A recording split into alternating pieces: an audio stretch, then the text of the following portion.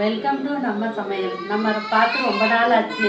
இப்போ நம்ம மட்டன் பிரியாணி செய்கிறத பற்றி பார்க்கலாம். அதுக்கு தேவையான பொருள்லாம் ஜீரக அரிசி 1 கிலோ, அதுக்கு தேவையான மட்டன் 1 கிலோ, புதினா, கொத்தமல்லி, கருவேப்பிலை, இஞ்சி பூண்டு, சின்ன வெங்காயம், தாளிக்கிறதுக்கு பெரிய வெங்காயம் 2, தக்காளி 2, தேவையான அளவு பச்சை மிளகாய், இஞ்சி பூண்டு பேஸ்ட்டு, கரம் மசாலா, நெய், ஆயில், தயிர், அப்புறம் தாளிக்கிறதுக்கு தேவையான மசாலா பொருள் கிராம்பு, பட்டை, சோம்பு, பிரியாணி இலை எல்லாமே போட்டுக்கணும் நமக்கு வேணுங்கிறது. அவ்வளோதான்றதை உங்களுக்கு காமிக்கிறேன் பாருங்கள். இப்போ ஒரு வாணலில் அடுப்பில் வச்சு அது காஞ்சோன்னா கொஞ்சம் ஆயிலும் நெய்யும் கலந்து ஊற்றிக்குவேன்.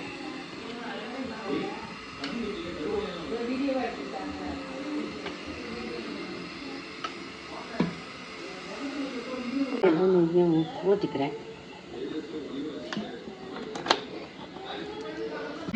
இது வாணலில் நெய் தேவை. ஒரு குழிக்கரண்டி நெய் ஊற்றிக்காங்க, ஒரு குழிக்கரண்டி ஆயில் ஊற்றிக்காங்க. ஊற்றிக்கிட்டு அதில் இந்த வாசனை ஜாமான் சோம்பு, பட்டை, கிராம்பு, பிரியாணி இலை, பிரிஞ்சி இலை, ஏலக்காய் எல்லாம் போட்டு தாளிச்சுக்கணும். எண்ணெய் காஞ்சோன்னே தாளிச்சுக்கலாம்.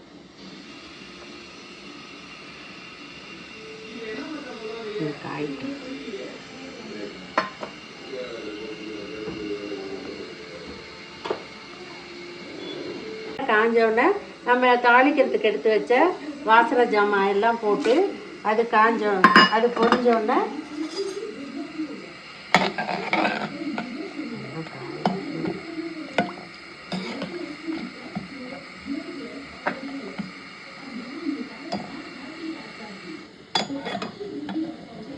இப்போ நம்ம தாளிக்கிறது பொரியறதுக்கு முன்னாடி நான் கொஞ்சம் எடுத்து வச்சுருந்தாலும் சின்ன வெங்காயம், பூண்டு, இஞ்சி அதை 1-2 மிக்சியில் 1-2 நசுக்கி எடுத்துக்கணும். இப்போ நான் போட்டது பொரிஞ்சிருச்சு. அதுக்கப்புறம் 1 ஸ்பூன் இஞ்சி பூண்டு விழுது அதை போட்டு நல்லா அதை போட்டு அது கொஞ்சம் வணங்காட்டி அப்புறம் நம்ம எடுத்து வச்சுருந்தாலும் சின்ன வெங்காயம், பூண்டு, இஞ்சி அதை இந்த மாதிரி இந்த அளவுக்கு அடித்து எடுத்துக்கணும். எடுத்துட்டு அதையும் அதில் போட்டுடணும். போட்டு அதையும் வணக்கிட்டு அது நல்லா பொன்னிறமாக வணங்கினதுக்கப்புறம்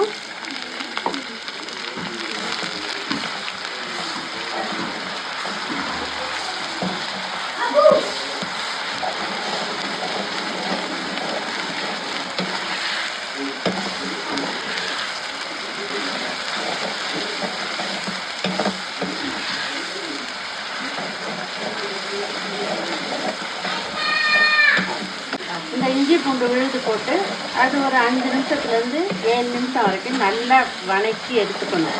நல்லா கொஞ்சம் வணங்கினதுக்கு அப்புறமா தான் நம்ம மற்றது வெங்காயம், தக்காளி, நமக்கு தேவையான காரத்துக்கு தேவையான பச்சை மிளகாய், கருவேப்பிலை எல்லாம் போட்டு வணக்கணும். இஞ்சி பூண்டு விழுது நல்லா இப்போ நல்லா பொன்னிறமாக ஆயிடுச்சு. அதுக்கப்புறம் நம்ம அரிஞ்சு வச்சுருக்க பெரிய வெங்காயம் ஒரு 3 வெங்காயம், மீடியம் சைஸ் வெங்காயம் 3 வெங்காயம் போட்டிருக்கேன். அதையும் போட்டு தக்காளி 2 பெரிய சைஸ் தக்காளி 2 போட்டிருக்கேன். அதையும் போட்டுக்கோங்க. போட்டு பச்சை மிளகாயும் போட்டு நல்லா அது ஒரு 10 நிமிஷம் ஆகும். நல்லா வணக்கி எடுத்துக்கணும்.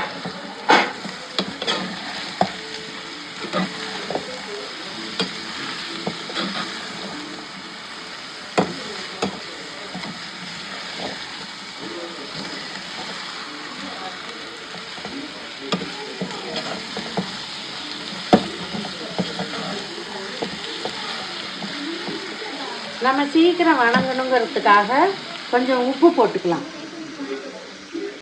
வெங்காயம் வணங்கிறதுக்காக சீக்கிரம் வணங்கணுன்னா கொஞ்சம் உப்பு போட்டுக்கலாம். உங்கள் சாய்ஸ். நீங்கள் கல் உப்பு போட்டுக்கிட்டாலும் சரி, டேபிள் சால்ட் போட்டுக்கிட்டாலும் சரி. ஆனால் நீங்கள் கல் உப்பு போட்டுக்கிட்டிங்கன்னா கொஞ்சம் ரொம்ப நல்ல டேஸ்ட்டாக இருக்கும். இப்போ நான் உப்பு போட்டு வணக்கிறேன்.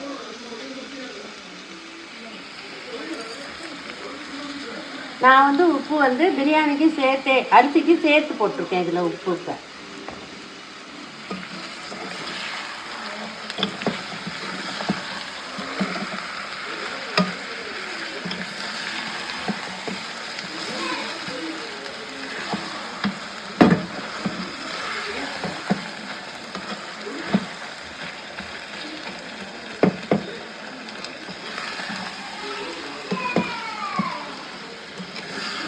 5 நிமிஷம் வணங்கட்டுமா.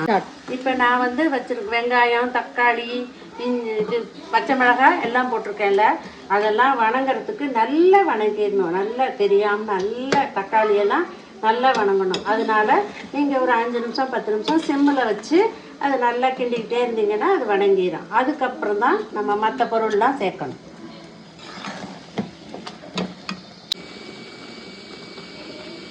அதை போட்டு நல்லா எல்லாம் கலந்து விட்டு நல்லா அதை ஒரு 2 நிமிஷம் வணக்கிட்டு அதுக்கப்புறம் நம்ம மட்டனை வந்து கொஞ்சம் அரை வேக்காடாக வேக வச்சு எடுத்துக்கணும். அது பிரியாணியிலே நம்ம நேராக மட்டனை போட்டோம்னா அது வந்து கொஞ்சம் நல்லா வேகாமல் இருக்கும். அதனால நம்ம கொஞ்சம் ஒரு அரை வேக்காடு வேக வச்சு மட்டன் எடுத்து அதில் போட்டுக்கணும். நம்ம இந்த கிரேவிலேயே போட்டு நல்லா வதக்கிக்கணும். இப்போ 5 நிமிஷம் கழித்து பாருங்கள், வெங்காயம் தக்காளி எல்லாம் நல்லா வெந்துருச்சு. அதுக்கப்புறம் புதினாவை போட்டுக்கலாம். புதினா, கருவேப்பிலை, கொத்தமல்லி மட்டும் நம்ம அப்புறமா நல்லா வெந்ததுக்கப்புறம் போட்டுக்குவோம். அதையும் போட்டு நல்லா ஒரு வணக்கு நல்லா கிண்டி எடுத்துட்டு அதுக்கப்புறம் அது மேலேயே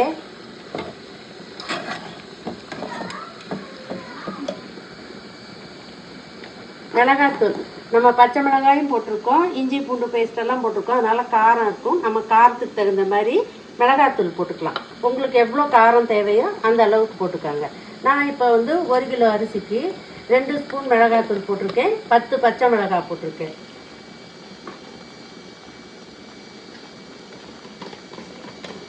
கொத்தமல்லி தூள் 2 ஸ்பூன்.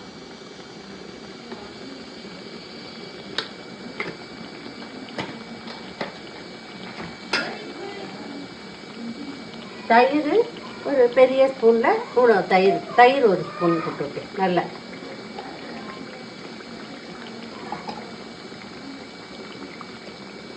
கரம்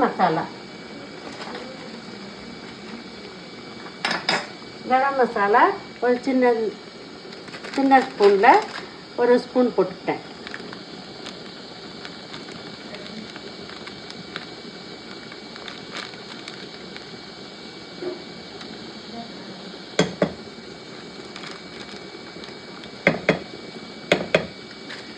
மட்டனை இப்போ இதில் போட்டு மட்டனையும் போட்டு நல்லா வதக்கிக்கணும். மட்டனை வதக்கிட்டோமா, மட்டனையும் போட்டு நல்லா சுருளை நல்லா வதக்கி எடுத்துக்கணும்.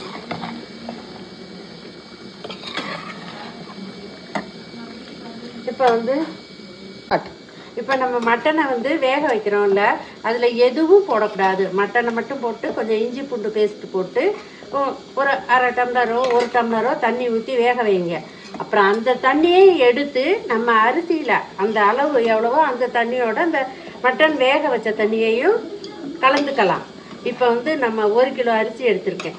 நான் 1 கிலோ அரிசினா அதை ஒரு இதில் அளந்து 1 பங்குக்கு 1.25 பங்கு தண்ணி ஊற்றிக்கணும். நம்ம எந்த அளவு எடுத்தீங்கன்னாலும் 1க்கு 1.25 எடுத்துக்கோங்க. 1க்கு 2 எடுக்க வேணாம். ஏன் எடுக்க வேணான்னு சொல்கிறேன்னா, 1க்கு இந்த கிரேவியிலே கொஞ்சம் தண்ணி இருக்கும். அதனால நம்ம 1க்கு 1.25, அதுவும் ஜீரக அரிசினா கரெக்டாக 1க்கு 1.25 தான் எடுக்கணும். ஏன்னா அது சீக்கிரமும் வெந்துடும். இதே பாசுமதினா கொஞ்சம் தண்ணி இழுக்கும். அதனால தான் ஜீரக அரிசிக்கு நம்ம தண்ணி அளவு கம்மியாக வைக்கிறோம்.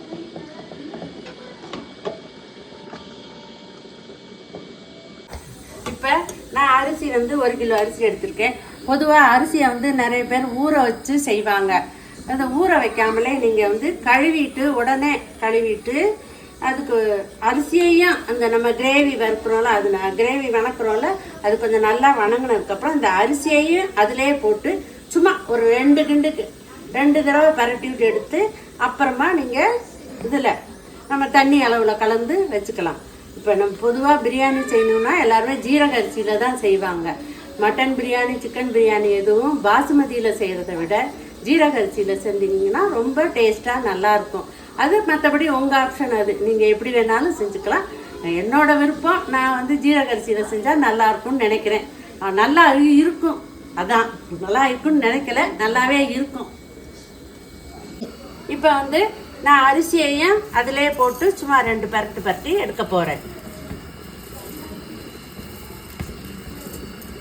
இப்போ நான் வந்து அந்த கிரேவியோட இந்த அரிசியை போட்டு கொஞ்சம் ஒரு 2 நிமிஷம் பரட்டினீங்கன்னா கூட போதும். அரிசியை அதில் போட்டு பரட்டிக்கங்க. பக்கத்துலேயே இங்கே பாருங்கள், ஒரு பங்குக்கு 3/4 பங்கு தண்ணி வச்சுக்காங்க. எந்த அளவில் எடுக்கிறீங்களோ அதுக்கு 3/4 பங்கு தண்ணி வச்சுக்காங்க ஜீரக அரிசிக்கு. இப்போ வந்து நான் அந்த தண்ணி அளந்து வச்சிருக்கிறதுல நான் மட்டன் வேக வச்சுருந்தேன் பாருங்கள், அந்த தண்ணியும் கலந்துருக்கேன். அந்த தண்ணியும் அந்த அளவு தான், அந்த நான் தண்ணி ஊற்றுறதோட அளவோடையே கலந்து ஊற்றிருக்கேன். ஒன்றுக்குன்னா 3/4 பங்கு தண்ணி. அந்த கறி வேக வச்ச தண்ணியோட அதோட சேர்த்து தான் 3/4 பங்கு தண்ணி வைக்கணும். உங்களுக்கு இப்போ வந்து அரிசியோட சேர்த்து நல்லா வணங்கிடுச்சு. இப்போ நான் எடுத்து நான் அளந்து வச்சுருக்க தண்ணியில் குக்கரில் இதை கொட்ட போகிறேன்.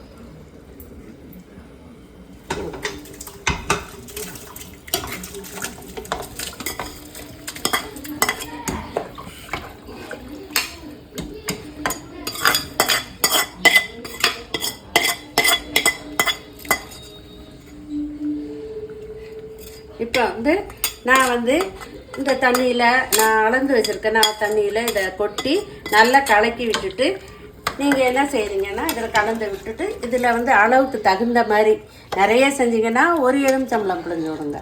இல்லைன்னா ஒரு கொஞ்சமாக செஞ்சிங்கன்னா ஒரு 1/2 எலுமிச்சம்பழம் புழிஞ்சு விட்டு நல்லா இது பண்ணி நல்லா கலக்கி விட்டுட்டு நீங்கள் கொத்தமல்லியையும் அதிலையே தூவி விட்டுருங்க.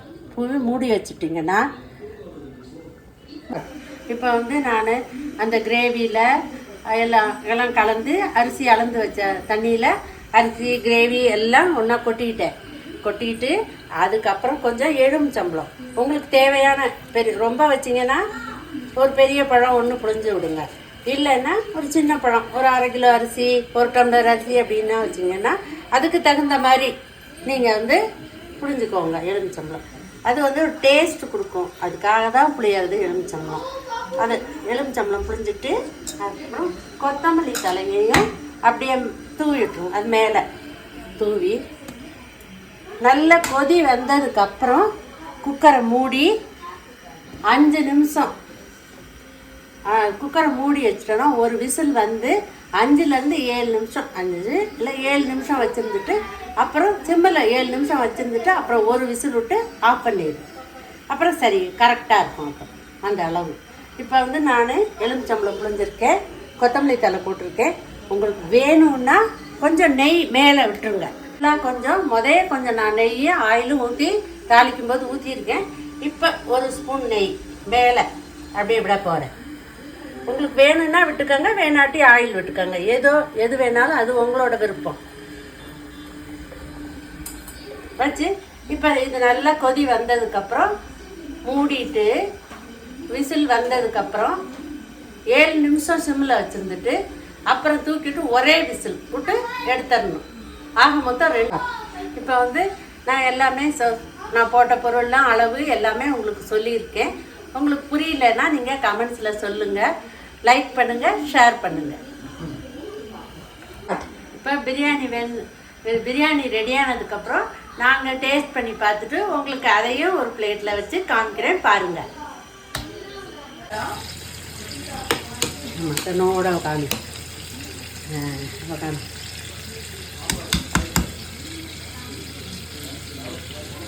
பிரியாணி ரெடி.